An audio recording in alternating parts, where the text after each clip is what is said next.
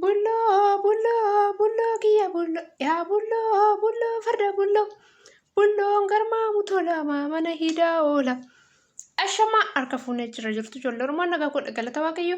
Nageenyi koo kan jaalalaaf kan kabajaalaaf maafi iddoo isin jirtan addunyaa kana mara irratti isin haa qaqqabu isiniin jedha.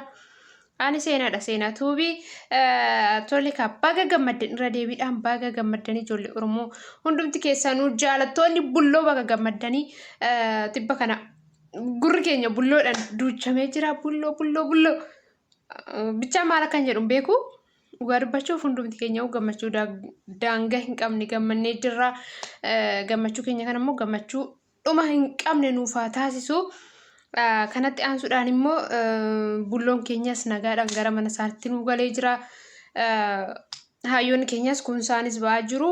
Warri hafanis immoo yoo Rabbi jedhe nuuf ba'u. Hayyuuchi keenya guyyaa har'aa jechuudha. Suura warra karrayyuu karra hayyuu gaafa hiikkatu karra hayyuu jechuudha. Karrayyuu jechuun uummata karrayyuu fi Boorana yookaan immoo mootii Oromoota warra ta'anii jechuudha.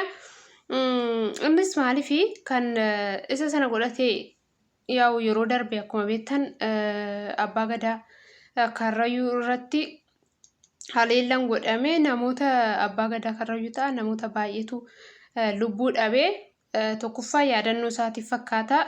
Suuruma Jawaarirraallee waan baay'ee dubbisuu dandeenya jechuudha. Akkasumallee abbaa keenya Baqqalee Garbaallee akkasuma suura gadda baay'ee namatti dhagahamu. Inni kan biraa immoo Hacaaluun wareegamee Jawaariin gadda Hacaaluu otoo hin baafatinidha gara mana hidhaatti kan darbame.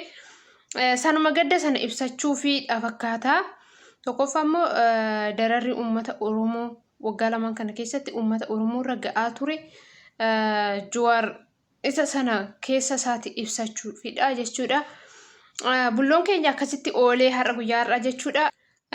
Kan biraa immoo jechuudha Jawaariin sirriidha hidhaarra nu bahee jira. Garuu hidhaarra ba'umsaa qofti gahaa miti. Akkasuma hayyoonni keenya paartiiwwan adda addaa qaamota paartii geggeessitoota paartii KFO, ABO fi akkasumas paartiiwwan hedduu jechuudha. Aanarra qabee hamma gandaatitti namoonni baay'een mana hidhaatti dararamaa jiru. Obboleenyi keenya mana hidhaatti dararamaa jiru. Kanaafuu jechuudha mootummaan Jawaariin kan hidhaarra hiike jaalala Jawaariif qofa otoo hin taane rakkina mataa isaatiif jechuudha. Tokkoffaa haalli biyyattiin keessa jirtu baay'ee kufaatii irra ga'ee jira. Inni lammataan immoo bor Jawaar wanta tokko yoo ta'e rakkoo isa irra ga'u waan beekuuf jechuudha. Kanumas niin jedha inni kan biraa immoo ijoolleen Oromoo amantaadhaan wal qoqqoodanii sagantaa diinni uumuun wal lolaa jirtan miidiyaarra baatanii piiliis tokkummaa keessan cibsaa gammachuu keenyatti fufaa.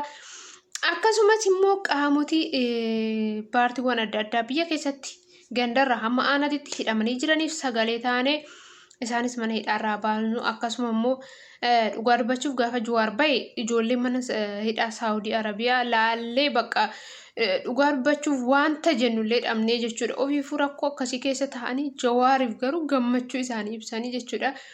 Isaaniifillee sagalee ataanuu biliis gaafa wanti isaanii dubbatamu namni hundumtuu gurra isaa cufata.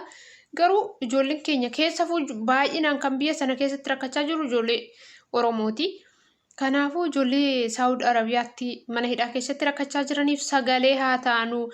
Har'a waa'ee isaanii nama du'e hinaaso'anu hin baasanii boru garuu namni waa'ee isaaniirra haasa'u hin jiru. Namni ajandaa guyyaa guyyaarraan biyyattii keessatti dhufaa jirurra haasa'aa jira malee waa'ee ijoolleen mana hidhaa Saawudii Arabiyaa namni haasa'aa jiru hin jiru.